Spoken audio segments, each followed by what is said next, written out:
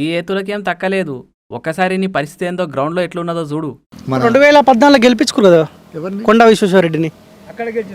కొండ విశ్వేశ్వరరెడ్డి గెలవలేడు, ఏడ గెలిచిండు? ఎంపీగా గెలిచిండు కానీ 2014 గెలిచిండు. రంజిత్ రెడ్డి గెలిచిండు. మా చేవేల పార్లమెంట్ రంజిత్ రెడ్డి గెలిచిండు టీఆర్ఎస్ నుంచి. ఇప్పుడు 19లో గెలిచిండే రంజిత్ రెడ్డి గెలిచిండు. 14లో కొండా విశ్వేశ్వరరెడ్డి కదా గెలిచింది. ఆయన పోటీలో ఉన్నాడు కానీ ఇంతవరకు ఎంపీ చేయలేడు అనుకుంటా. విశ్వేశ్వరరెడ్డి గెలిచిండు. గెలిచితే మాకు అంత తెలియదు అయితే గెలిచితే మాకు అంత తెలియదు అయితే.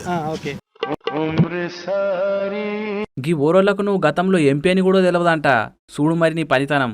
సిగ్గుపోయే కాలం వచ్చే. ఓట్లప్పుడు కాకుండా ఎప్పుడన్నా ప్రజల్లో తిరిగి వాళ్ళ బాగోగులు చూసినావా? వాళ్ళని పట్టించుకున్నావా? పోనీ పలానా పార్టీలో ఉంటాడు అని చెప్పుదామనుకుంటే ప్రతిసారి కొత్త జెండనే కదా.